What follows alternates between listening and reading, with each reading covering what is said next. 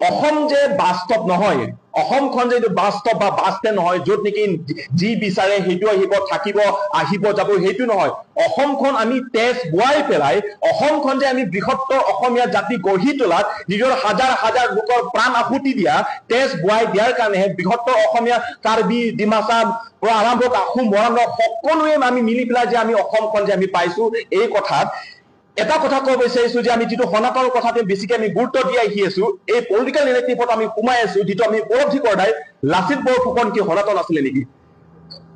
ছোৱালিম চুকাফা কি সনাতন আছিলে নেকি? এওঁলোকৰ যিটো বৃহত্তৰ অসমীয়া জাতি গঢ়ি তোলা, তেওঁলোকৰ প্ৰচেষ্টা, তেওঁলোকৰ যিটো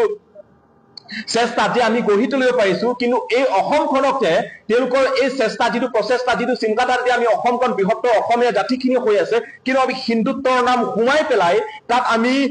ৰাজনীতিৰ যিটো সৰুক এটা পলিটিকেল নেৰেটিভ সোমাই পেলাই যে আমি অসমখনটো শেষ হৈ গৈছে, এইটো লজ্জিত কথা। এইটো সেইকাৰণে আমি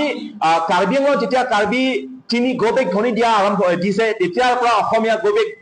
হৈ গৈছিলে, তেনেতে আমি অসমৰ বৃহত্তৰ অসমীয়া জাতি হিচাপে আমি এক হৈ পেলাই যদি মাত নামাতো, তেনেই অসমীয়া গৌবেগ ইয়াতকে বেছি যিটো ভয়ানক যিটো পৰিস্থিতি অসমত আহিছে, এই কথা যিমান সোনকালে অসমৰ খিলঞ্জীয়া বা অসমৰ জনগোষ্ঠীয় বা জনজাতি লোকসকল উপলব্ধি কৰাটো ভাল। তুমি অসমীয়া, তুমি কাৰ্বি, তুমি বড়ো, তুমি আহোম, তুমি মৰাণ মটক বুলি কৈ থাকে, কিন্তু অসমখন যে ৰহাতলৈ যাব সেইটো নিশ্চিত।